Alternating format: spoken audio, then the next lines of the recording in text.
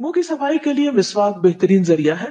مسواک نہ صرف منہ کے تمام حصوں یعنی دانت، زبان، حلق، گلا، سانس کی نالی اور خوراک کی نالی کے ابتدائی حصوں کے امراض کے لیے بے حد مفید علاج ہے، بلکہ ثواب کا ذریعہ بھی ہے۔ رسول اللہ صلی اللہ علیہ وسلم کا ارشاد ہے، مسواک منہ کی پاکیزگی اور رب کی رضامندی کا ذریعہ ہے۔ یعنی جو شخص اپنے رب کو راضی کرنا چاہے وہ اس نیت سے مسواک کرے۔ آپ چاہتے ہیں کہ اللہ راضی ہو آپ سے؟ ہم و غم ہے یہ، تو اس کے لیے کچھ ایکشن ضروری ہیں۔ انہی ایکشنز میں ایک یہ ہے مسواک۔ اکثر لوگوں کو مسواک کرنا بڑا ہی مشکل کام لگتا ہے کیونکہ بچپن سے کیا نہیں نا، طریقہ ہی نہیں سیکھا۔ میں سمجھتی ہوں کہ جب بچوں کے دانت آ رہے ہوں، بہت چھوٹے بچے، تو وہ کیا کرتے ہیں، ہر چیز چیو کرتے ہیں۔ اگر آپ ان کو نرم مسواک پکڑا دیں، کیونکہ میری ایک بیٹی نے ایکسپیرینس کیا ہے، بہت چھوٹے بچوں کو نرم مسواک پکڑائیں، ان کو اتنی عادت ہے مسواک کرنے کی اور اتنی خوشی سے اس کو چیو کر رہے تھے کیونکہ اس کے اندر سے جو کیمیکل نکلتا بھی ہے، جو اس کا لکوڈ ہوتا ہے، وہ ہارمفل نہیں ہوتا۔ ورنہ تو بچے پین منہ میں لے رہے ہیں اور کوئی گندی چیزیں منہ میں ڈال لیتے ہیں، لیکن یہاں پر عام طور پر سخت مسواک ملتے ہیں، ان کو نرم کر کے بھی بچوں کو دیا جا سکتا ہے۔ شروع میں ان کو نہیں استعمال کرنا آتا، لیکن پھر کچھ عرصے کے بعد وہ شروع ہو جاتے ہیں، خصوصاً اگر بڑے سامنے کر رہے ہیں۔ تو یہ کام کس لیے؟ آپ اپنے تھنگس ٹو ڈو میں لکھیں گے نا، تو مسواک اللہ کو راضی کرنے کے لیے، رب کی رضامندی کے لیے، اللہ تعالیٰ کی خوشی حاصل کرنے کے لیے۔ اور یہ جو حدیث بتا رہی میں، یہ صحیح بخاری کی ہے۔ اگلی حدیث الجامع صغیر کی ہے۔ رسول اللہ صلی اللہ علیہ وسلم نے فرمایا، طیبوا افواہکم بالسواک فانہا طرق القرآن۔ اپنے منہ کو مسواک کے ساتھ صاف کرو کیونکہ یہ قرآن کا راستہ ہے۔ اللہ کا کلام پڑھتے ہو تم اپنے منہ سے۔ اب دیکھیے جتنے بھی مخارج ہیں سارے کہاں ہیں؟ منہ کے اندر ہی، یعنی منہ، حلق، گلا سب بیچ میں آ جاتے ہیں، زبان، دانت۔ کتنی خوبصورت بات ہے کہ یہ قرآن کا راستہ ہے۔ اگر منہ سے اسمیل آ رہی ہو اور آپ قرآن پڑھ رہے ہیں تو وہ اسمیل ساتھ والوں کو بھی جا رہی ہے، تو کیا فرشتوں کو نہیں جا رہی ہوگی؟ تو فرشتے دور نہیں ہٹ جائیں گے؟ تو کتنا ضروری ہے کہ مسواک کیا جائے، اور خصوصاً اگر روزہ رکھا ہوا ہو یا کوئی ایسی بیماری ہو جس کی وجہ سے آپ کو تکلیف ہو بیڈ بریتھ کی، تو اس صورت میں بہت ضروری ہے کہ آپ کثرت سے مسواک کرنے والے ہوں، ورنہ بعض اوقات دوسروں کے لیے اذیت کا باعث بنتا ہے۔ پھر وہی حدیث یاد رکھیں، مسلم وہ ہے جس کے ہاتھ اور زبان سے دوسروں کو تکلیف نہ پہنچے، تو زبان میں پھر اس کی صفائی نہ کرنا بھی ہے اور اس طرح دوسروں کو اذیت دینا ہے۔ ٹھیک، اور اب ایک اور نیت آپ کریں گے کہ چونکہ میں قرآن کی طالب علم ہوں، تو قرآن پڑھتی ہوں، تلاوت کرتی ہوں، اس لیے میرا منہ صاف ہونا چاہیے، یہ قرآن کا راستہ ہے۔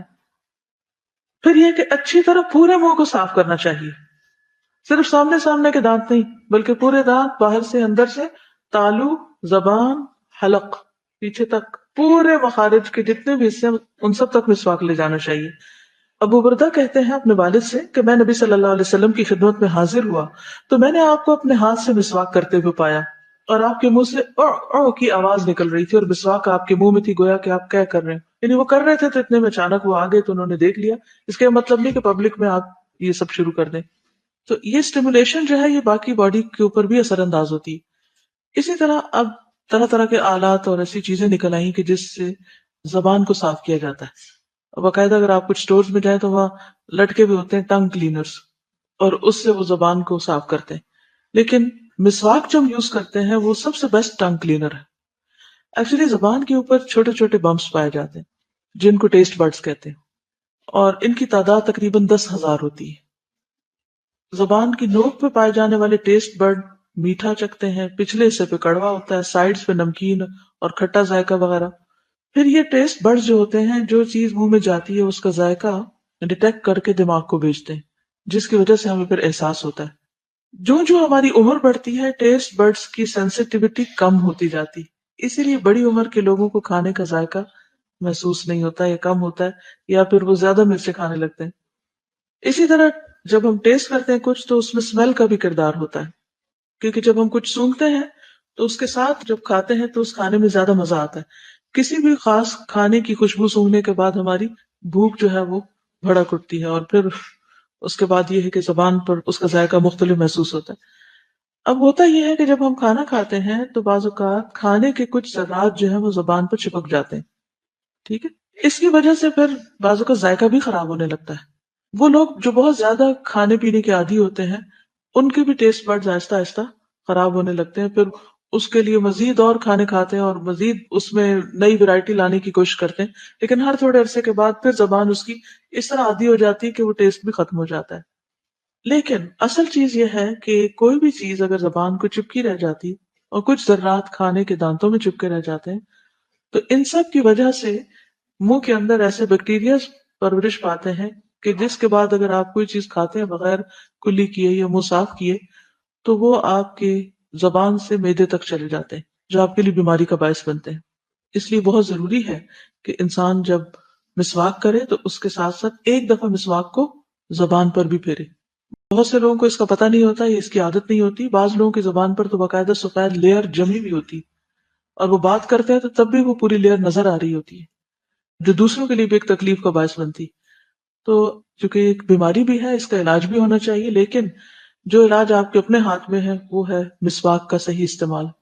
تو ہر روز اپنی ہیبٹ بنا لیں کہ صرف دانتوں پہ مسواک نہیں کرنا، اس سے اپنے گلے کو بھی اسٹیمولیٹ کرنا ہے، اس کو بھی صاف کرنا ہے، اور اس کے ساتھ ساتھ زبان کو بھی۔ اور کہا یہ جاتا ہے کہ جب یہ حصہ یعنی کہ ٹیسٹ بڈ جو ہے ان کو اسٹیمولیٹ کیا جاتا ہے تو اس سے جسم کے اندرونی اعضاء پتا، جگر، مثانہ، گردہ وغیرہ کی صحت حاصل ہوتی ہے، معدے کو بھی یہ اچھا کرتے ہیں۔ دانتوں اور داڑھوں کو صاف کرنا، ابن عمر فرماتے ہیں کہ ترک الخلال یوہن الاسنان، دانتوں کے خلال کو چھوڑنے سے دانت کمزور ہو جاتے ہیں۔ خلال کیا ہوتا ہے؟ خلال کس طرح کیا جاتا ہے؟ دانتوں کے ذرات جو ہیں یا تو فلاس سے آپ کریں، آج کل تو فلاس وغیرہ ہے، ٹوتھ برش سے، یا پھر ٹوتھ پکس وغیرہ جو نیچرل ہو لکڑی کی، ان سے آپ کر سکتے ہیں۔ تو اگر آپ یہ خلال بالکل چھوڑ دیں تو ان حصوں کی ایکسرسائز نہیں ہوتی، یا وہاں پر خوراک کے باریک ذرات رہ جاتے ہیں جو سڑان پیدا کرتے ہیں، اس سے بھی اسمیل آتی ہے اور کئی بیماریوں کا باعث بھی بنتے ہیں۔ نیز فرمایا جو زائد کھانے کے ذرات داڑھوں میں باقی رہ جاتے ہیں وہ داڑھوں کو کمزور کر دیتے ہیں، یعنی دانتوں کی بیماریوں کی ایک بڑی وجہ خوراک کا دانتوں کے اندر پھنسے رہنا ہے۔ چکناہٹ والی چیز کے بعد کلی کرنا، ابن عباس سے روایت ہے کہ رسول اللہ صلی اللہ علیہ وسلم نے دودھ پیا تو کلی کی اور فرمایا کہ دودھ میں چکناہٹ ہوتی ہے۔ ہمارے کن کن کھانوں میں چکناہٹ ہوتی ہے؟ ساروں میں ہی تقریباً ہوتی ہے، ہمیں تو آتا ہی نہیں پکانا اس کے بغیر۔ تو اس کا مطلب یہ ہے کہ کھانا کھا کے پھر ہمیں کلی کرنی چاہیے۔ کثرت سے مسواک کرنا، رسول اللہ صلی اللہ علیہ وسلم نے فرمایا مجھے مسواک کا اس کثرت سے حکم دیا گیا کہ مجھے اندیشہ ہونے لگا کہ کہیں مجھ پر فرض ہی نہ ہو جائے۔ پھر ہر وضو کے ساتھ فرمایا اگر مجھے اپنی امت پر مشقت کا اندیشہ نہ ہوتا تو میں انہیں ہر وضو کے ساتھ مسواک کا حکم دیتا۔ پھر ہر نماز کے وقت، زید بن خالد کہتے ہیں کہ میں نے رسول اللہ صلی اللہ علیہ وسلم کو سنا، آپ فرماتے تھے اگر میری امت کے لیے مشقت نہ ہوتی تو میں انہیں ہر نماز کے وقت مسواک کا حکم دیتا۔ ابو سلمہ کہتے ہیں چنانچہ میں نے دیکھا کہ زید رضی اللہ عنہ مسجد میں بیٹھے ہیں اور مسواک ان کے کان پہ رکھی ہوتی تھی، جیسے بعض لوگ پینسل وغیرہ اٹکا لیتے ہیں نا تو پاس ہی رکھتے تھے، جیسے کسی کاتب کا قلم اس کے کان پر ہوتا ہے، تو جب نماز کے لیے اٹھتے تو مسواک کر لیتے۔ ابن عباس سے روایت ہے رسول اللہ صلی اللہ علیہ وسلم رات کو 2 رکعت پڑھ کر سلام پھیرتے اور مسواک کرتے، کہ نماز میں انسان اپنے رب سے ہم کلام ہوتا ہے۔ اتنا زیادہ اہتمام، ہم تو دن میں ایک دفعہ کر کے فرض پورا کر لیتے۔ گھر میں آتے ہی پہلا کام، نبی صلی اللہ علیہ وسلم جب گھر میں تشریف لاتے تو سب سے پہلے کیا کام کرتے؟ یہ پوچھا گیا حضرت عائشہ سے، تو آپ نے فرمایا کہ مسواک کرتے تھے انٹر ہوتے ہی۔ پھر اسی طرح بدبو پیدا کرنے والی چیزوں کو کھانے سے پرہیز کرنا، نبی صلی اللہ علیہ وسلم نے فرمایا جو کوئی لہسن یا پیاز کھائے وہ ہم سے الگ رہے یا ہماری مسجدوں سے الگ رہے اور اپنے گھر میں بیٹھے۔ پھر اسی طرح بعض لوگ ہر وقت کچھ نہ کچھ کھاتے رہتے ہیں تو اسی میں بات بھی شروع کر دیتے ہیں، تو پھر وہ خوراک کے ذرات اڑنے لگتے ہیں، خصوصاً اگر پان کھانے کی عادت ہو، اور بعض لوگ تو پان کھا کے پھر آس پاس بھی پھینکنا شروع کر دیتے ہیں۔ اس سے بھی پرہیز کرنا چاہیے۔ اسی طرح سگریٹ نوشی سے پرہیز، سگریٹ کا تعلق جو ہے نا یہ خبائث سے، خبیث چیزوں سے ہے۔ اس کا جو دھواں ہے وہ صحت کے لیے بھی نقصان دہ ہے، اور اسمیل بھی ہے اس میں، اور کپڑوں میں بھی پڑ جاتی ہے اور آس پاس، اور پھر انسان کے جب اندر جاتا ہے وہ دھوئیں کا اندھیرا تو جسمانی صحت کے علاوہ روحانی صحت پر بھی اثر انداز ہوتی۔ قرآن مجید میں آتا ہے سورۃ الاعراف میں وَيُحِلُّ لَهُمُ الطَّيِّبَاتِ وَيُحَرِّمُ عَلَيْهِمُ الْخَبَائِثَ، نبی صلی اللہ علیہ وسلم کے بارے میں ہے کہ وہ ان کے لیے پاکیزہ چیزوں کو حلال اور خبیث چیزوں کو حرام قرار دیتے ہیں۔ وَيُحَرِّمُ عَلَيْهِمُ الْخَبَائِثَ، اسی لیے بعض علماء نے اس کو حرام بھی قرار دیا ہے۔ اور ویسے بھی ملائکہ کو اس سے اذیت ہوتی، جن چیزوں سے انسانوں کو اذیت ہوتی ہے ان سے ملائکہ کو بھی ہوتی ہے، فرشتوں کو. اس بارے میں آپ کچھ کہنا چاہیں؟ اس سٹیج پر اس سے بچنا آسان ہے، اگر 2 قدم بھی آگے چلے گئے تو پلٹنا بہت مشکل ہوگا. اب بعض اوقات وہ کہتے ہیں کہ ہم نہیں پی رہے تھے، دوسرے پی رہے تھے، لیکن آپ کو معلوم ہے کہ جس کمرے میں وہ بیٹھیں گے، اگر وہ ایسے لوگوں کے پاس بیٹھیں گے جو پی رہے تھے تو پھر یہ بچ نہیں سکتے. پھر کچھ دنوں کے بعد برائی کا احساس ختم ہو جاتا ہے، پھر آہستہ آہستہ انسان اس راہ پہ چل پڑتا ہے. جتنے بھی اسموکرز ہیں، اگر آپ ان سے یہ پوچھیں کہ شروع انہوں نے کہاں سے کیا، ایسے ہی مذاق مذاق میں شروع کیا اور پھر وہ عادت پڑ گئی.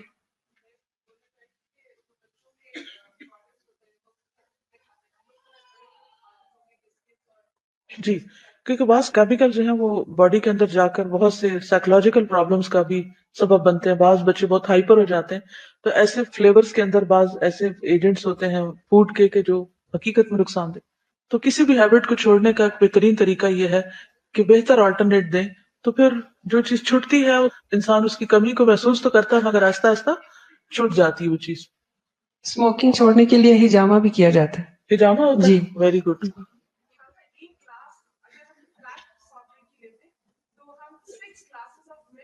لوز کرتے ہیں، اگر 1 گلاس ہم بلیک سافٹ ڈرنک یوز کرتے ہیں تو 6 گلاسز کے دودھ برابر کیلشیم باڈی سے لوز کر جاتے ہیں. آپ دیکھیے کہ جس طریقے پر ہم پرورش پا رہے ہیں جس جنک فوڈ کے ساتھ اور جو کچھ ہمارا ایٹنگ ہیبٹس یا سٹائل ہے، آئندہ چند سالوں کے بعد ہم کہاں کھڑے ہوں گے اور کیا کام کرنے کے قابل ہوں گے. ایک دفعہ زندگی ملی ہے اور اللہ نے اپنی عبادت کے لیے پیدا کیا، تو وہ عبادت ہی نہیں ہو پائے گی صحیح طور پر، تو پھر کیا فائدہ. قیامت کی نشانیوں میں سے ایک یہ بھی تھی نا کہ بدترین لوگ وہ ہوں گے جن پہ قیامت آئے گی اور وہ رنگا رنگ مشروب پینے والے ہوں گے. یس، وہ نشہ ہو جاتا ہے نا، جیسے سگریٹ میں ہوتی ہے جیسے، تو اسی طرح پھر چائے پیپسی پھر ایکسیسو ہو جاتا ہے. مجھے ایکچولی 2 باتیں شیئر کرنی ہے. ایک یہ سارے جو بلیک ڈرنکس ہوتے ہیں نا، ان کے ساتھ ایک ریسرچ ہوا تھا کہ ان کو اگر WC میں بندہ ڈالے اور فلش کرے تو ان میں وہی پروڈکٹس یوز ہوتے ہیں جو کہ ٹوائلٹ کلینر میں یوز ہوتا ہے. کلینر ان سے WC صاف ہو جاتا ہے.